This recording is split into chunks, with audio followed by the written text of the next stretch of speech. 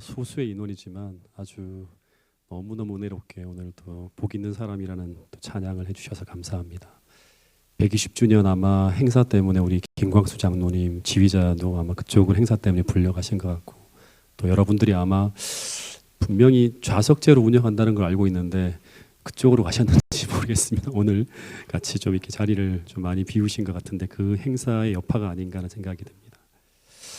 연말이라 많은 행사가 진행되어집니다. 이 새해를 준비하는 행사, 또 한 해를 마무리하는 행사, 많은 행사들이 이제 쭉 아마 11월, 12월 진행되어지는데 그 중에 직원 선출이 제일 중요합니다. 여러분 마무리될 때까지 여러분 한순간도 빠짐없이 이게 은혜 가운데 잘 진행되어지고 또 선출되어진 직분들이 분들이 충성으로 그 직분을 받을 수 있도록 기도해 주시면 감사하겠습니다.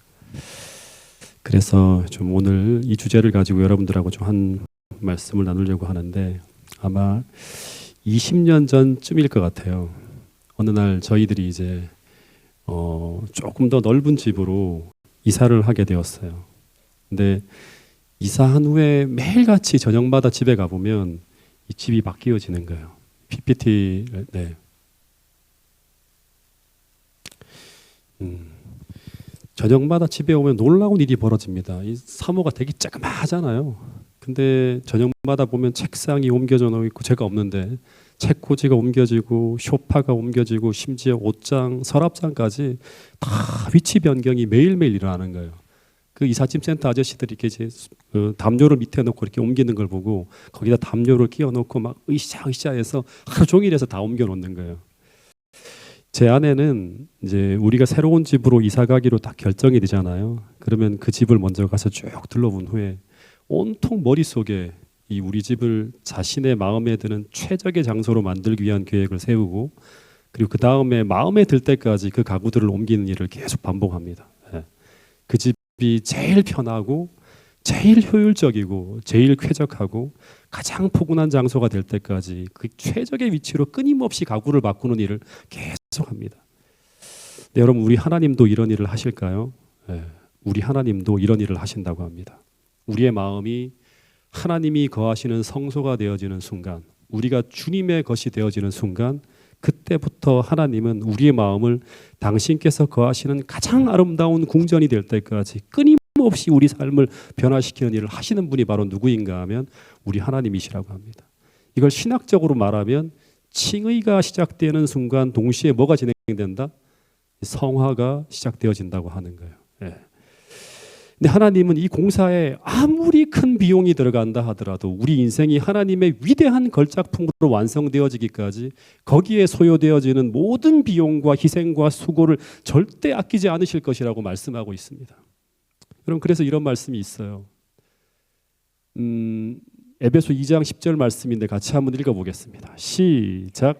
우리는 그가 만드신 바라 그리스도 예수 안에서 선한 일을 위하여 지으심을 받은 자니 이 일은 하나님이 전에 예비하사 우리로 그 가운데서 행하게 하려 하심이니라.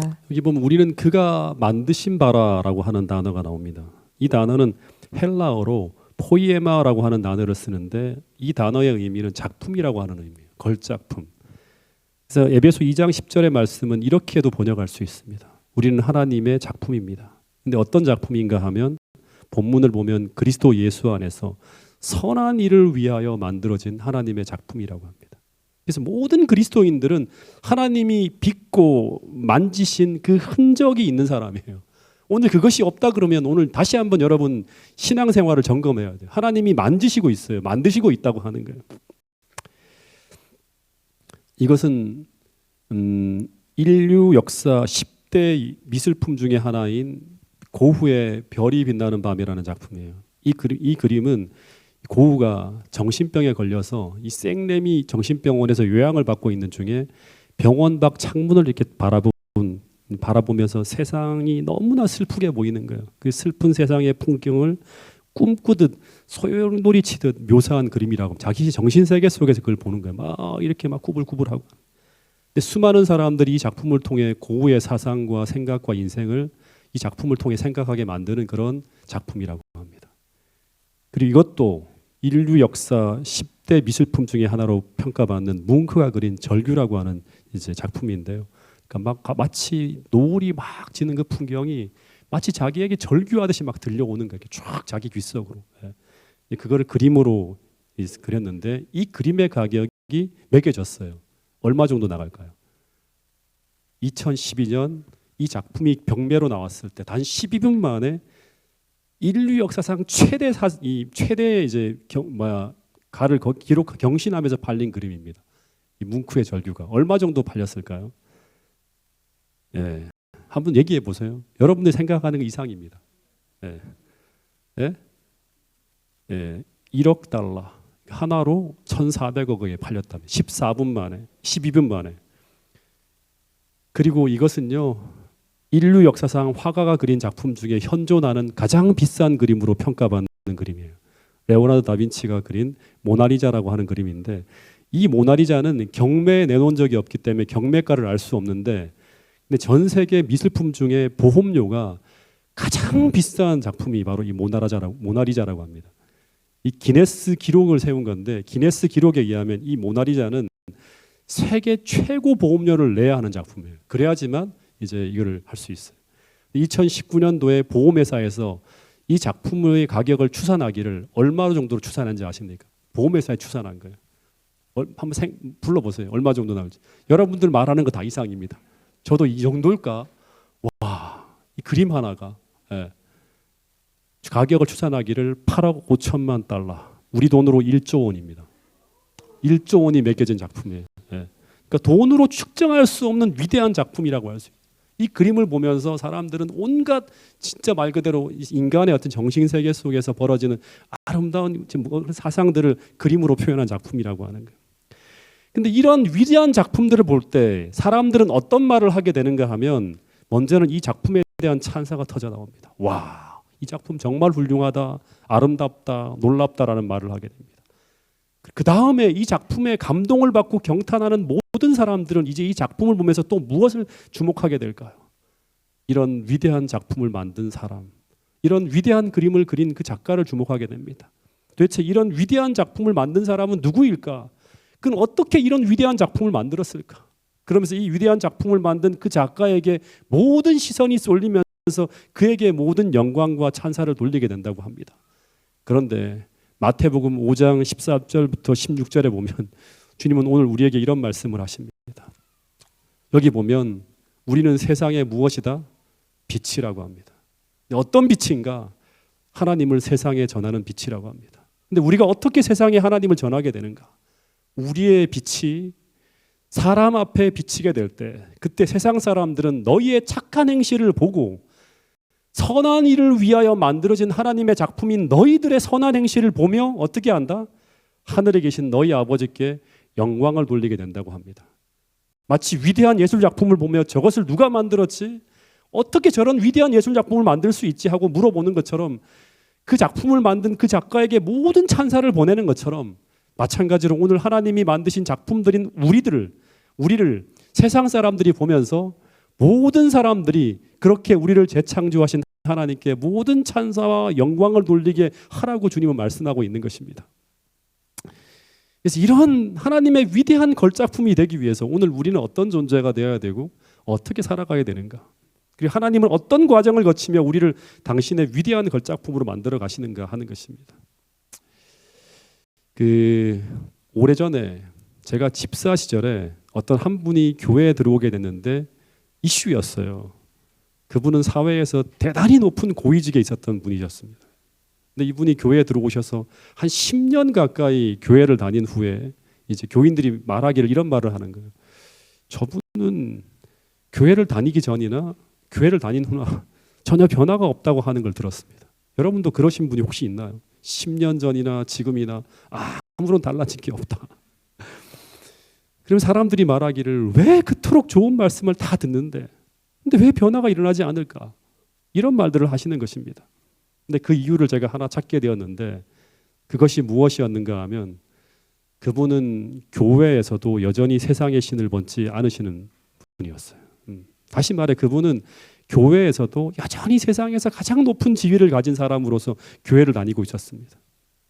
여러분 교회는 세상에서 신었던 그 신을 벗는 것입니다. 이 말은 내가 세상에서 어떤 사람으로 살았다 하더라도 하나님 앞에서는 그 생각과 그 의식을 완전히 내려놓고 속절없는 죄인으로 나와야 하는 곳이 바로 하나님의 앞인 예배의 자리입니다. 다시 말해 내가 고침을 받아야 되고 내가 용서를 받아야 되고 내가 회복되어져야 될 속절없는 죄인이라는 이 의식이 우리 안에 있어야지만 우리는 하나님께서 만지시는 손길을 경험할 수 있다고 하는 것입니다. 그래서 오늘 우리 인생에 이런 참된 변화가 일어나려면 이 자아가 하나님의 손길에 의해서 무너지고 부서지는 이 자아의 철저한 굴복, 이것을 깨어짐의 축복이라고 하는데 이것이 일어나야지만 비로소 우리 인생에 하나님께서 만지시는 참된 변화가 일어날 수 있다고 하는 사실입니다. 여러분, 그런데 만약 오늘 우리가 내 인생에서 단 한 번도 주님의 만지시는 손길에 의해서 이 자아가 깨어지고 부서지는 그런 경험을 해본 적이 없다면 우리는 교회는 다니지만 주님께서 만지시고 다듬는 그런 흔적이 전혀 보이지 않는 그런 사람으로 살아갈 수도 있다고 하는 사실입니다. 즉 10년을 교회 다녀도 20년을 교회 다녀도 30년을 교회 다녀도 아니 평생 교회를 다녀도 전혀 거룩한 변화가 일어나지 않는 사람, 맨날 내 성질대로 살아가는 사람, 내 고집대로 살아가는 사람, 그냥 변화되지 않은 채로 안식일을 지키고 그냥 변화되지 않은 채로 봉사하고 평생 하나님의 뜻이 아니라 내 고집과 내 뜻과 내 욕망에 끌려 살아가는 신앙인, 저는 여러분 이런 분들을 뭐라고 생각하는가 하면 깨어지지 않는 그리스도인이라고 부릅니다. 근데 이런 사람 중에 대표적인 케이스로 성경에 등장하는 한 인물이 있어요. 누구인가 하면 유다입니다. 여러분, 이 유다는 예수님의 12제자 중에 한 사람이죠. 근데 이 사람은 밤낮 주님을 따라다니면서 교회에서 거의 살다시피 하며 3년 반을 보낸 사람이었습니다.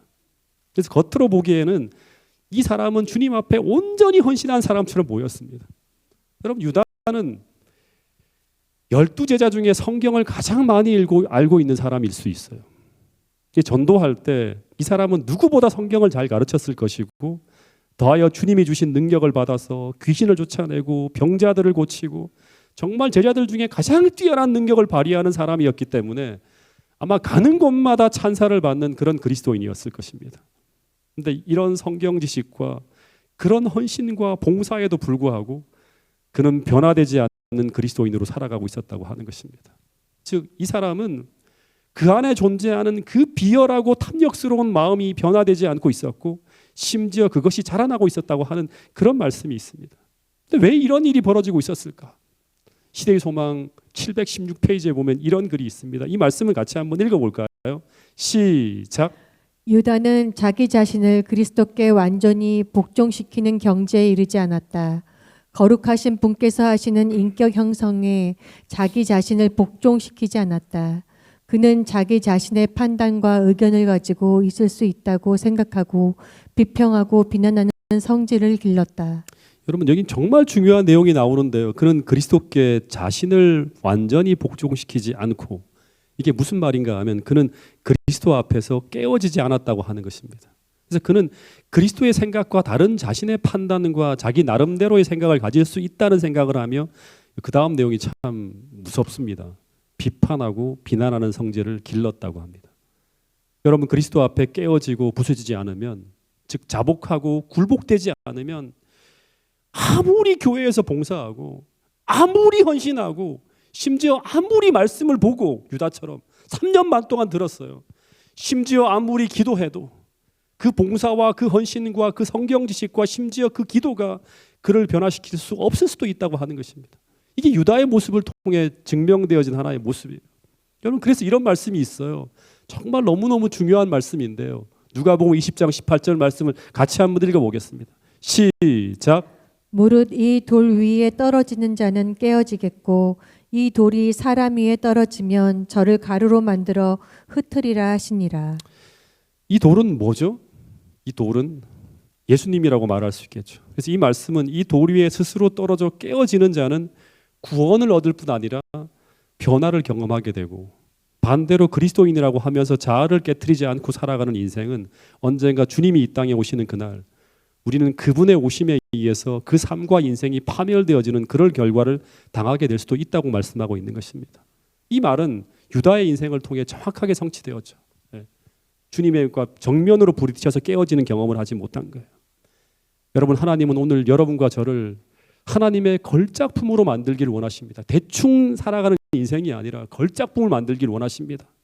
그러기 위해 먼저 여러분과 제가 주님의 손 위에 온전히 부서진 가루가 되어서 하나님이 만질 수 있는 인생과 하나님께서 빚을 수 있는 그런 마음으로 변화되어질 수 있기를 간절히 바란다고 하는 사실을 꼭 기억하고 돌아갈 수 있게 되기를 간절히 바라겠습니다. 제가 파주 중앙교회 부임 첫 해예요. 그때 리모델링을 시작했어요. 엄청난 리모델링을 했습니다. 그 시작은 이제 부임 첫 해 전도회를 하는데 이 식탁이 전부 좌식이에요. 손님들이 왔는데 너무 불편해하는 거예요.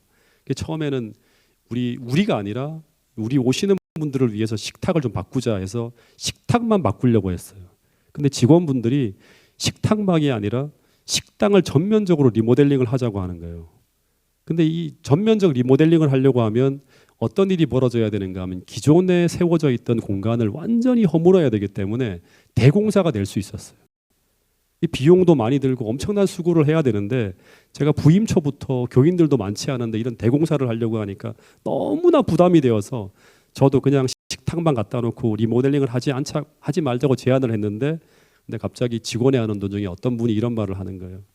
이렇게 낡은 식당에 새로 산 식탁만 덩그러니 갖다 놓으면 낡은 식당과 새로운 식탁이 조화가 되지 않아서 이상하게 보일 수 있다고 하는 거예요. 그래서 새로운 것은 새로운 부대에 담듯이 새로운 식탁을 놓으려면 이렇게 구질구질한 식당을 다 새롭게 바꿔야 된다고 하는 거예요. 그럼 마찬가지로 우리 신앙이라는 것도 마찬가지입니다. 전체적인 인생의 틀을 바꾸지 않은 채 단지 종교인으로 종교 형식만 우리 안에 담아 놓으면 우리는 유다처럼 뭔가 말하는 것과 삶이 다른 사람, 속과 겉이 다른 사람, 속과 겉이 조화되지 않는 이상한 그리스도인으로 살아갈 수도 있다고 하는 것입니다.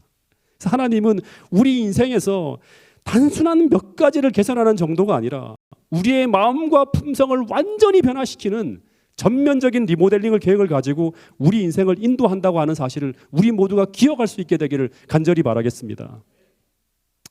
이제 파주에서 식당을 전면적으로 리모델링을 하는데 그 시작이 뭐냐 그러면 내부에 있는 모든 구조물을 허무는 작업을 하는 것입니다.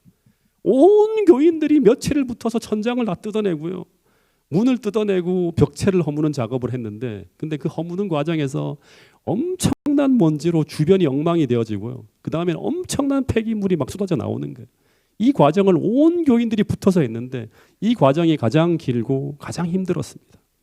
근데 그렇게 식당 안에 존재했던 모든 것들을 다 철거하고 난 후에 그 다음에 이제 어떤 일이 벌어지는가 하면 식당 안이 깨끗하게 비워지고 나자 이제 그 다음 공정이 시작되는데 인테리어가 진행되는 거예요. 그래서 기술자들이 들어가서 먼저 내부에 페인트 칠을 하는데 얼마쯤 걸렸을까요? 반나절이 끝나더라고요. 그 다음에 식탁과 의자가 들어오는 것, 그다음에 붙박이 의자와 붙박이장을 설치하는 것도 금방 신속하게 다 끝나는 거예요. 굉장히 아름다운 식당으로 다 만들어졌어요. 이 모델링 과정에서 가장 긴 시간이 소요되어지고 가장 많은 인력이 들어가고 가장 큰 수고와 불편함과 고통이 따르는 일은 뭔가 하면 벽체와 천장을 허물고 그 안에 있는 모든 것들을 다 빼내는 것, 기존에 있는 것들을 허물어 버리는 것이었어요. 이 전문가들이 말하기를 새 집을 인테리어 하는 것보다 기존에 살던 집을 리모델링 하는 것이 훨씬 더 어렵다고 합니다. 왜냐하면 리모델링이라고 하는 것은 기존에 세워져 있는 틀을 철거하는 일이 먼저 진행되어져요. 이게 굉장히 힘들고 위험한 거라고 합니다. 마찬가지로 하나님이 우리 인간을 처음 창조하실 때와 잘못되어진 인간을 리모델링하는 것, 어느 것이 더 힘들고 어려운 일일까요? 창조하는 일은 생명이 없는 상태에서 진행되어진 일이기 때문에 우리 동의 없이 하나님 마음대로 다 할 수 있어요. 그러나 망가진 인간을 다시 고치는 이 리모델링 공사를 할 때는 절대 하나님 혼자 할 수 없는 일이에요. 우리와 같이 해야 돼요. 왜냐하면 살아있는 인격체를 리모델링 하려면 먼저 뭐가 필요합니까? 인격체의 동의가 먼저 있어야 하기 때문이에요. 그런데 인격체의 동의란 무엇인가 하면 하나님이 그의 인생을 전적으로 만지는 것을 허락해야 돼요. 그러니까 자기에게 하나님께 맡기고 하나님이 만지시는 걸 손길을 허락해야 되는 거예요. 즉 이 인격체가 주께서 나를 사랑하신다는 것을 온전히 믿고 나의 자아의 주인이 되어 살아왔던 내가 나의 자아의 주인이 되어 살아왔던 모든 인생 방식을 완전히 바꾸기로 결심하는 게 있어야 돼요. 조금 더 구체적으로 말하면 이 말은 기존에 내가 오랜 기간 살아가면서 만들어 놓은 모든 잘못된 인생의 틀을 하나님께서 전부 깨트리고 허무는 것을 허락한다는 의미예요. 근데 여러분 이게 결코 쉬운 일이 아니라고 하는 거예요. 왜냐하면 이것은 아프고요, 고통스럽고요, 불편한 일이 될 수도 있기 때문이에요. 그래서 우리가 쉽게 하나님께 허락하지 않아요. 하나님을 믿는다고 하지만 적당한 선에서 그 이상은 들어오지 마세요라고 하는 거예요. 근데 성경에 나오는 수많은 인생들이 변화하는 과정을 보면 어느 누구도 하나님의 걸작품이 되기 전에 이 깨어짐이라고 하는 이 불편한 과정을 피해간 경우를 본 적이 없다고 하는 거예요. 아브라함도 그랬고요, 야곱도 그랬고요, 요셉도 그랬고, 모세도 그랬고, 다윗도 그랬고, 전부 다 이 과정을 지나갑니다. 제 인생 이야기를 잠깐 좀 하려고 하는데요. 여러분, 제가 아직도 많이 부족한 사람이지만 더하여 지금도 계속 변화의 과정을 겪고 있지만 과거에는요, 정말 문제 많은 사람이었습니다. 자주 이야기하지만 제가 5남매 중 막내로 태어났잖아요. 항상 응석바지로 자랐어요. 중고등학교 시절에는 부모님이 저를 받들어 키우다시피 했고, 저는 천하에 저 하나만 존재하는 것처럼 그렇게 자랐어요. 제가 이제 이게 참 22살 때 사진입니다. 다음 주 청년 초청 예배 홍보하는 포스터 제작을 위해 사진을 달라고 했는데 이렇게 나올 줄은 몰랐어요. 4장을 줬는데 이 중에서 이걸 뽑았더라고요. 22살 때 제가 대학 2학년 때 황지연못 여기 큰 이제 그게 있는 그 앞에서 찍은 거거든요. 예. 얼굴에 막내라고 쓰여 있죠. 예. 어쨌든 나밖에 모르는 모습으로 변화되지 않고 성장하다가 이제 그리스도인이 되었는데, 저는 근데 하나 장점이 있었는데 그게 뭐냐 그러면 뭘 하면 성실하고 진실하게 하려고 해요. 신앙도 안 믿으면 모르지 믿으려면 한번 신실하고 정직하게 열심히 살려고 하는 거예요. 그래서 하나님이 주신 이 계명을 철저하게 지키는 게 제 신앙의 가장 중요한 본분이라 생각을 했어요. 근데 믿음 생활이라고 하는 것이 이것만 있는 게 아니라 그보다 더 중요한 것이 있다고 하는 걸 깨닫지 못했어요. 설교를 통해 말씀을 통해 들어도 내가 하나님 앞에 굴복하며 내 자아가 죽고 깨어지는 경험을 해야 된다고 하는 것이 이게 무엇을 의미하는지 깨닫지 못했다고 하는 거예요. 여러분 이것을 아무리 들어도 깨닫지 못할 수가 있어요. 그래서 그것을 경험하지 못한 상태로 교회를 다니고 있었고, 그러다 보니까 이전에 변화되지 못한 품성을 고스란히 가지고 쭉 생활하다가 뭐를 했는가 하면 이제 결혼을 하게 됩니다. 근데 결혼 당시에 저의 모습을 소개하면 저는 당시 제 모습을 생각하면 정말 이해가 안 되는 그리스도인이었어요. 제 아내는 정확하게 말하면 3년 동안이에요.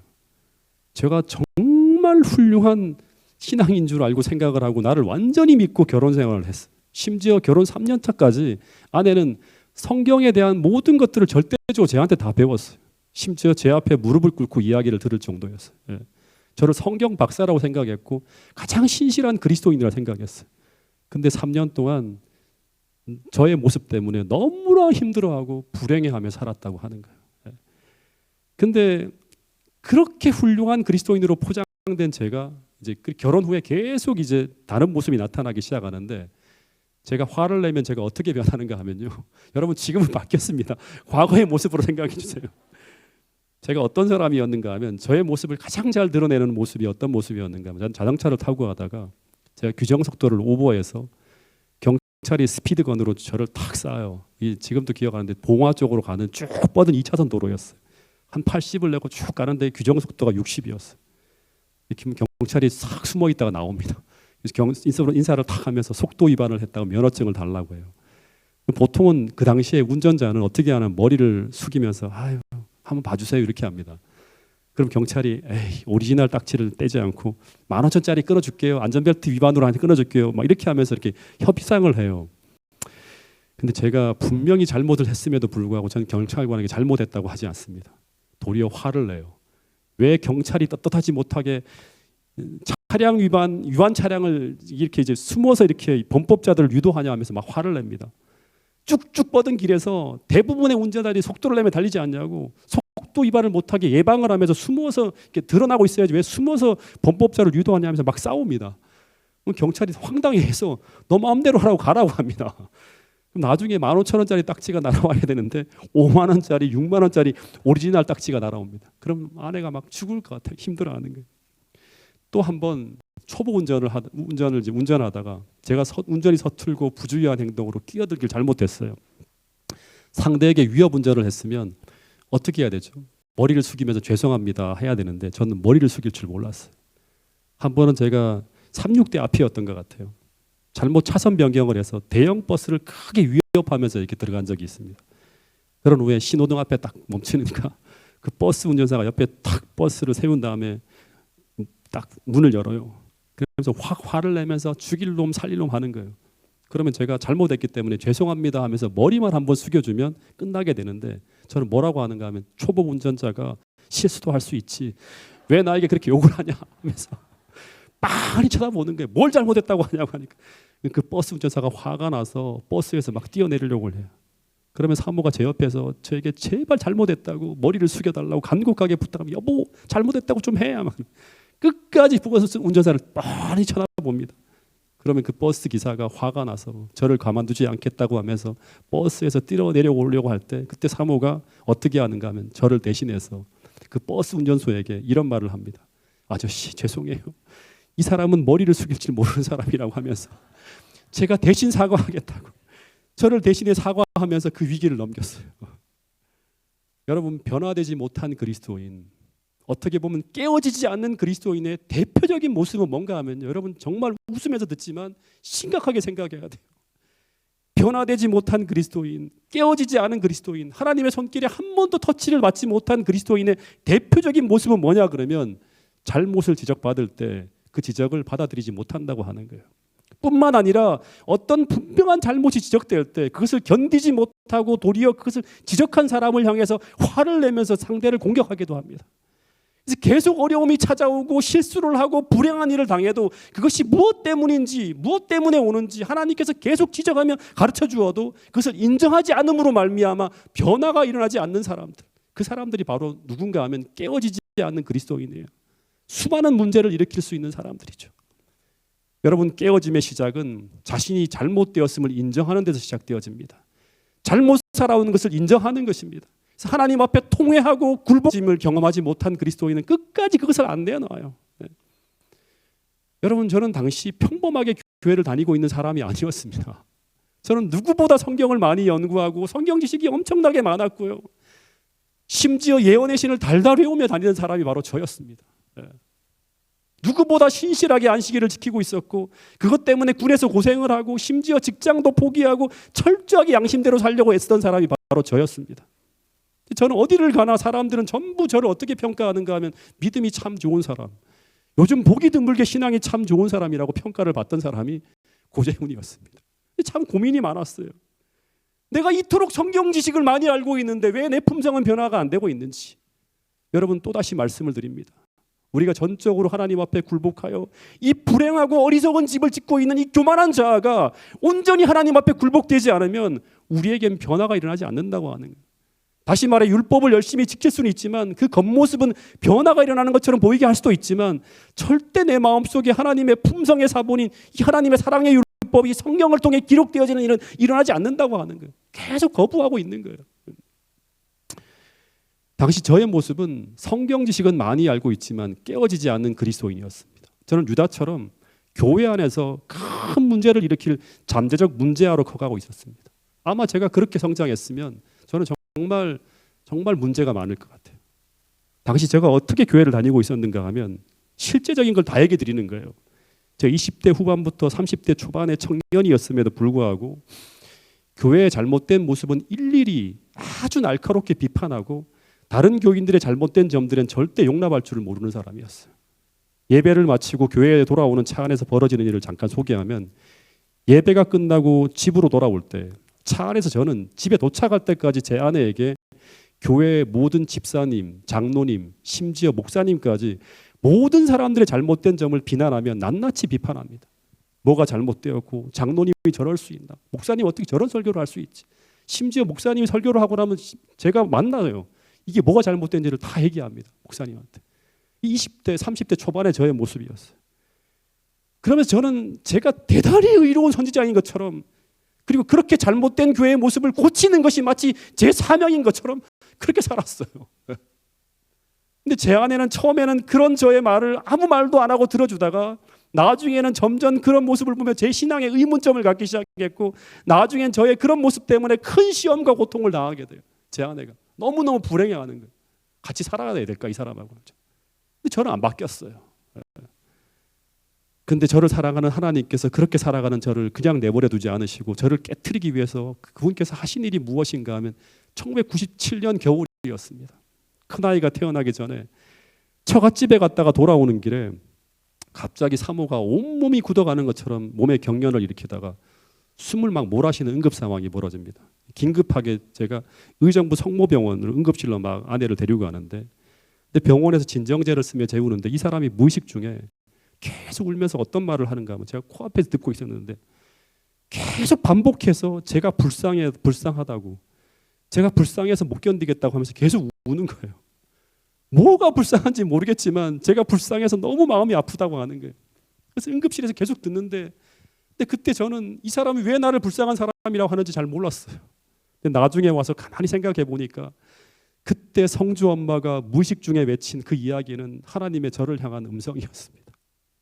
교회를 다니면서도 전혀 변화를 경험하고 있지 못한 사람, 성경은 아는데 자신이 어떻게 변화되어지는 걸 배웠는데 그것을 가르칠 수도 있는데 정작 자신에게는 전혀 변화가 일어나지 않는 너무나 불행한 삶을 살아가고 있는 그리스도인, 그 사람이 바로 누구였는가 하면 저였다고 하는 것입니다.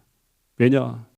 내가 깨어짐을 경험하지 못한 그리스도인이기 때문에 하나님의 은혜의 빗방울이 전혀 떨어지지 않는 그런 삶을 살아가고 있었다고 하는 것, 그걸 모르고 있는 거예요. 여러분, 저는 결혼 전에 이런 꿈을 꿨어요. 그것은 내가 정말 훌륭한 그리스도인이 되어서 제 가정을 성경에 나온 대로 가장 아름다운 가정을 이루어 내 사랑하는 내 아내를 가장 행복하게 해주겠다는 결심을 했고, 그렇게 할 자신이 있다고 생각하고 그 방법을 알고 있다고 생각하고 결혼을 했어요. 근데 당시 제 아내는 다른 어떤 것이 아니라 저 때문에 가장 큰 고통을 당하고 있었고 저 때문에 가장 큰 불행을 경험하고 있는 것입니다. 근데 그 이유는 무엇 때문인가? 또다시 말하지만 제가 깨어지지 않은 그리스도인으로 살아가고 있었기 때문이라고 하는 거예요. 여러분, 그래서 제가 그때 한 가지 사실을 깨닫게 되었는데, 그것은 바로 뭐냐 그러면 제 인생이 제 스스로도 행복하지 않고 내가 사랑하는 사람에게도 행복하게 해줄 수 없는 정말 이상한 그리스도인으로 살아가고 있다는 사실을 깨닫게 되었고요. 그래서 결심한 게 뭔가 하면 그동안 내가 살아오면서 잘못 만들어진 모든 잘못된 인생의 틀들을 허물어야 된다고 하는 사실을 그때 깊이 깨닫고 알게 되었다고 하는 거예요. 그러면서 어떤 일이 벌어지는가 하면 예전엔 그 어떤 경우에도 받아들일 수 없는 것들을 받아들이게 되었고요. 그러면서 저의 자아가 서서히 무너지는 모습을 보게 되었습니다. 여러분, 이 자아가 깨어진다고 하는 것은, 그것은요, 잘 들으세요. 하나님 앞에, 사람 앞에 겸손해진다고 하는 거예요. 하나님 앞에만 겸손해지는 게 아니라 사람 앞에도 겸손해지는 거예요. 그래야지만 하나님은 우리를 만질 수 있고, 그래야지만 우리는 하나님께서 다른 사람을 통해 우리를 가르치려 하실 때 우리는 배울 수 있어요. 하나님이 직접 말씀하기도 하지만 다른 사람을 통해서 우리에게 말씀하실 수도 있어요. 여러분, 성경에 보면 하나님은 토기장이로 비유되어지고요. 우리는 그분이 빚어 만드셔야 될 진흙이라고 합니다. 성경 곳곳에 보면 이런 표현들이 정말 많이 나옵니다. 이사야 64장 8절 말씀 같이 한번 읽어보겠습니다. 시작. 여호와여, 주는 우리 아버지시니이다. 우리는 진흙이요 주는 토기장이시니 우리는 다 주의 손으로 지으신 것이라. 이 말씀은 마치 하나님은 진흙같이 무가치한 우리를 당신의 손길로 빚어서 뭐로 만들려고 한다? 고려청자나 이조백자 같이 위대한 도기를 만들려고 하는 위대한 장인으로 비유되어지는 거예요. 무가치한 진흙을 하나님의 손길로 이렇게 빚어야지, 만져야지만 뭐로 만들어진다? 고려청자나 이조백자 같이 위대한 도기로 만들어진다고 하는 거예요. 하나님은 위대한 장인처럼 비유되어지고, 근데 하나님의 기술에는 아무런 문제가 없어요. 즉 하나님께서 이 걸작품 도기를 만드는 기술에는 전혀 문제가 없는 그분은 최고의 장인이라고 하는 거예요. 그 사례들을 막 보여주는 거예요. 그러면 문제는 무엇인가? 그것은 바로 그분의 소연에 놓여진 이 재료인, 이 진흙인 우리가 어떤 흙인가의 문제예요. 다시 말해서 우리가 그분의 손에 놓여질 때 그 재료가 고운 진흙가루인가? 아니면 아직도 어떤 거친 조각으로 남아있거나, 아니면 아직도 우리 자신이 고집하는 하나님의 하나님과 다른 방향으로 살아가는 어떤 틀을 가지고 있는 덩어리들인가의 문제라고 하는 것입니다. 근데 만일 우리가 거친 조각으로 이루어진 재료라면, 자아가 굴복되지 않은 거친 재료라면, 하나님은 그 거친 재료로는 그냥 무엇인가를 대충 만들지 않는다고 하는 거예요. 툭툭 튀어나온 채로 만들지 않는다고 하는 거예요. 그래서 하나님은 반드시 그 거친 재료를 먼저 고운 가루로 만드는 과정을 거치게 합니다. 그것이 바로 뭐냐 그러면 깨어지는 작업이에요. 제가 몇 주 전 우리 홍은영 집사님이 안교 순서에 쓸 책을 하나 소개시켜 달라고 해서 얘기했는데, 그때 제가 제일 먼저 추천해 준 책이 뭐냐 그러면 이 진 에드워드가 쓴 세왕 이야기라는 책이에요. 굉장히 얇은 책인데 너무너무 제게 많은 생각을 하게 만들었고 제 인생을 반성하게 만든 책이 바로 이 책이에요. 이 책에 보면 이런 말씀이 있습니다. 하나님은 모든 그리스도인들이라면 반드시 거쳐가야 될 깨어짐의 학교라고 하는 학교를 세우셨다고 합니다. 모든 그리스도인이 반드시 거쳐가야 돼요. 근데 하나님이 이 학교를 가지고 계신 이유는 뭔가 하면 스스로 깨어지는 사람들이 세상엔 거의 없기 때문이라고 하는 거예요. 즉 스스로 자신을 철저하게 무너뜨리려 하는 사람은 전혀 없다고 하는 거예요. 스스로는 안 해요. 그래서 때로는 이해할 수 없는 고난이라고 하는 망치와 더하여서 말씀의 망치라고 하는 이 망치를 사용해서 하나님은 우리 자아를 깨트린다고 하는 거예요. 여러분 이 책에 보면 많은 얘기가 나오지만 한 말씀만 드리면, 이 책에 보면 대표적으로 다윗의 생애를 다루는데, 하나님께서 다윗의 생애를 다루시는 과정을 보면 사울이라고 하는 이해할 수 없는 사람 안에서 끊임없는 고난을 당하게 합니다. 즉 아무리 기도해도 응답되지 않는 그 고난 속에서 그는 몇 년을 보내죠? 10년의 과정을 보내게 됩니다. 근데 이 10년의 과정을 묵묵히 믿음으로 견뎌낼 때 그때 어떤 일이 벌어지는가? 그는 하나님의 손에 올려진 가장 아름답고 고운 흙이 되어 있었어요.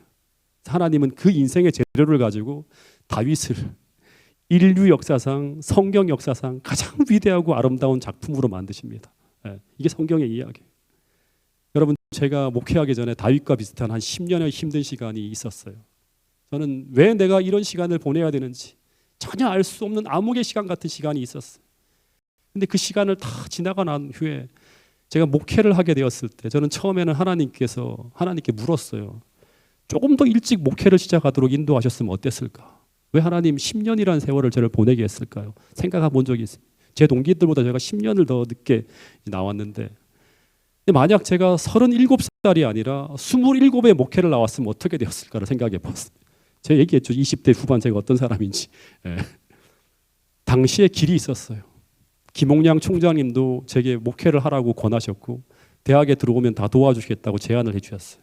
근데 만약 그렇게 일찍 목회를 나왔다면 저는 어떤 그리스도인, 깨어지지 않은 그리스도인으로 신학적 지식만 가지고 목회를 했을 것이 분명합니다. 이 교회를 내 자아와 내 성질을 따라 이끌려고 했을 것이고 저는 결코 하나님을 기쁘시게 하는 삶을 살지 못했을 것입니다. 그리고 배워야 할 것을 배우지 못한 채 잘못된 리더십으로 교회를 어지럽히는 중심인물이 되지 않았을까 생각합니다. 교회를 성장시킬 수는 있었겠죠. 하나님의 뜻으로 성장시키지 못했을 거예요. 여러분 정말 너무너무 간절하게 기도하는 것은 이 태능교회 모든 직분을 맡은 사람들, 영향력 있는 모든 사람들이 깨어진 그리스도인으로 거듭나게 될 수 있기를 간절히 바라겠습니다. 그렇지 않으면 아무리 똑똑한 사람이, 아무리 능력 있는 사람이 이 교회 지도자가 된다 하더라도 우리는 하나님의 뜻을 이룰 수가 없습니다. 사도행전적 교회는 꿈으로 낳는 거예요. 근데 너무나 단순한 과정이지만 이것을 배우지 못한 그리스도인이 너무나 많기 때문에 하나님께서 끊임없이 말씀하시고 끊임없이 들려주어도 그게 다 그냥 헛되게 돌아가는 거예요. 나의 성질대로 살아요. 내 고집대로 살아요. 하나님께서 말씀하시는 걸 듣지 못하는 거예요. 여러분 저는 지금도 너무나 부족하고 너무나 모자라고 너무나 가야 할 길이 멀지만 저는 한 가지는 분명히 알고 있습니다. 계속 주님께 내가 드려진 고운 흙이 될 수 있도록 끊임없이 더 부드럽고 더 겸손하고 더 진실하게 완전히 부서진 고운 흙, 산산이 깨어진 고운 흙이 되어서 주님의 손에 올려질 수만 있다면, 그런 삶을 살 수만 있다면, 그러면 하나님은 저를 계속 당신의 작품으로 빚어서 저의 영광이 아니라 하나님의 영광을 찬란하게 드러낼 수 있는 그런 인생으로 저를 살아가게 하실 수 있다는 확신이 있습니다. 그러기 위해 오늘도 저는 제 자신이 그리스도와 함께 십자가에 못 박힌 그리스도인, 다시 말해 산산이 깨어진 그리스도인이 되어서 오직 내 안에 그리스도께서 사시기를 날마다 기도하고 있습니다. 여러분 우리 태능교회 모든 성도들이 이런 기도를 하나님 앞에 드릴 수 있게 되기를 간절히 바라겠습니다. 더하여서 오늘 나에게 닥쳐오는 불시험과 알 수 없는 고난과 나를 겸손하게 만드는 수많은 일들을 하나님께서 나에게 허락하실 때 우리는 그 모든 일들을 나를 깨뜨리시는 거룩한 사랑의 손길로 받아들일 수 있는 그런 믿음이 있어야 한다고 하는 사실을 잊지 않게 되기를 간절히 바라겠습니다. 오래전에 제가 만성비염으로 중고등학교 시절에 오랜 기간 고생을 했어요. 제가 이걸 해결하려고 2번이나 병원에 가서 수술을 해달라고 요청을 했어요. 그랬더니 의사가 수술을 해줘요. 근데 계속 재발하는 거예요. 가면 또 수술하고 또 재발하고. 이 무슨 이런 일이 벌어지나. 한번 깨끗하게 좀 해달라고 하는데 안 되는. 그래서 에이, 그럼 나는 이 병은 만성 질환이라 죽을 때까지 가야 되는구나 생각하는데, 근데 이게 예. 근데 제가 목회를 하니까 설교를 하잖아요. 자꾸 코가 막히고 자꾸 이렇게 훌쩍거리고 하는 게 너무너무 보기가 싫어서 이제 포기하고 살았는데 어떤 집사님이 그러는 거예요. 목사님, 한번 병원에 가서 한번 제대로 한번 치료를 받아보시죠. 그러는 거예요. 아이고, 이 병원 가도 안 되는 것 같아요. 했더니 그 집사님 말하기를 저도 목사님과 비슷한 경험을 했는데 완전히 고칠 수 있는 병원이 있다고 하는 거예요. 그래서 한 병원을 소개시켜 주는데 그 병원의 의사분은 이 분야의 명이라고 하는 거예요. 제가 이걸 한번 예화로 썼는데 미국에서 이 얘기를 듣고 막 전국에 있는 분들이 그 병원 어디냐고 전화하시는 분이 너무 많았어요. 관악구 신림동에 있는 병원입니다. 그래서 이 병원을 찾아갔어요. 그래서 이 의사 선생님이 당장 수술을 하자고 했어요. 그런데 그분이 말씀하시기를 저의 문제는 그럼 또 레이저로 받으면 또 신통치 않으면 어떡하지 하는데 이 의사 선생님이 하는 말이 이거는 레이저로 치료해서는 치료가 불가능하다고 하는 거예요.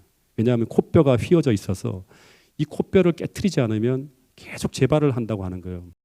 이 코 가운데는 비중격이라고 하는 이렇게 이제 뼈가 있는가. 이 뼈를 바르게 하는 비중격 성형술까지 해야지만 제가 제대로 이게 치료가 된다고 하는 거예요. 너무 무서운 거예요. 코를 막 이렇게 깬다고 하니까.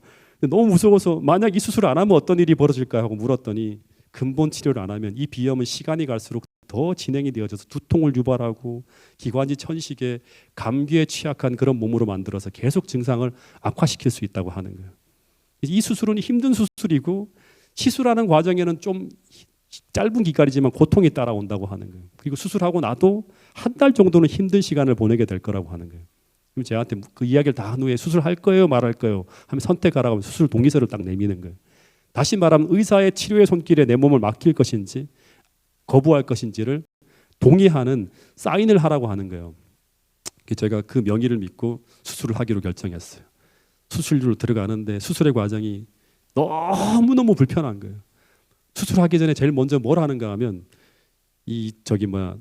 몸을 꾹꾹 묶고 난 다음에요. 그 다음에 마취 주사를 맞는데 이 큰 주사예요. 아플 거예요 하는데 그 말부터 막 온몸이 막 긴장이 되는 거예요. 코 안을 꽉 찌르는데 어우 막 너무 아파하고 하는데 이게 조금만 참으세요. 코 안에 이 마취를 넣었어요. 잠시 후에 100번을 세라고 하는 거예요. 셀 수 없이 아파 죽겠는데 세라고 하는 거예요. 하나 둘 세는데 잠시 후에 칼이 몇 번 스치는 느낌이 들더니 피가 확 쏟아지는 느낌하고 그 다음에 석션으로 막 흡입하는 소리가 들리고 잠시 후에 코뼈를 정으로 막 대고 망치 같은 거 깨트리는데 그때는 막 끔찍한 거예요. 잘못 결정했다. 왜 동의서를 썼을까 하는 막 생각이 드는 거예요. 내 뼈를 어떻게 저렇게 망치로 부술 수가 있지 하면서 그 다음에 어떤 기계로 막 코를 갈아낼 때는 막 온몸이 막 오그라드는 느낌이 왔어요. 근데 저는 손 하나 갖다 갈 수 없었습니다. 왜냐하면 온전히 묶여 있었기 때문에. 그리고 그럼 제가 온전히 의사에게 내 몸을 맡기기로 허락했기 때문에. 그리고 잠시 수술하는 과정이 끝나고 난 다음에 며칠 동안 어떻게 이 사람하고 똑같아요. 코 안에 이렇게 막 코가 탱탱 부었어요. 밖에 나갈 수도 없었어요. 수술하기 전보다 더 호흡하기 힘든 과정이 지나갑니다. 다 맞고 이런 상태로 며칠을 보냈어요. 그리고 한 달을 지나가는데 이 과정이 끝난 후에 저는 정말 의사 선생님 말대로 이전과 다른 세상을 경험했습니다. 코로 인한 고통이 확실하게 이전과 이후가 달라지는 경험을 하는 거예요.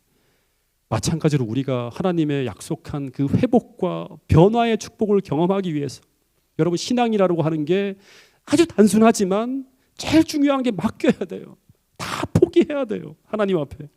우리는 먼저 하나님께서 나를 깨뜨리시는 수술을 진행하는 시간 내 몸을 그분의 손길에 온전히 맡기고 하나님의 치유의 손길을 기꺼이 받아들일 수 있는 믿음이 필요하다고 하는 사실을 기억할 수 있게 되기를 간절히 바라겠습니다.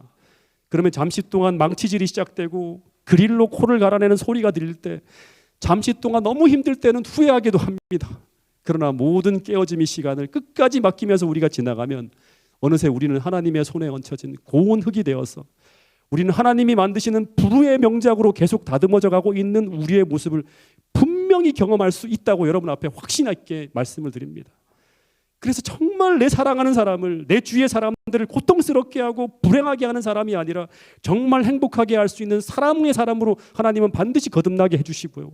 더하여 교회를 다니지만 주님께 욕을 돌리면서 하나님을 잘못 소개하는 이상한 그리스도인이 아니라 정말 주님을 기쁘시게 하며 주님의 사랑의 빛을 온 세상에 증거할 수 있는 참 그리스도인으로 거듭나게 해주신다고 하는 것입니다. 여러분, 우리는 에베소 2장 10절의 말씀처럼 하나님이 만드신 바이고 그분의 능력이 얼마나 위대한지를 증언할 수 있는 하나님의 부의 명작이 될 수 있는 그런 후보들이라고 하는 사실을 이 시간 꼭 기억하시고 우리 모두 이 깨어짐의 학교를 통해 하나님의 손에 얹어진 우리가 하나님 마음대로 빚을 수 있는 가장 고운 흙으로 제발 철저하게 거듭날 수 있게 되기를 간절히 바라면서 오늘 말씀을 줄이도록 하겠습니다.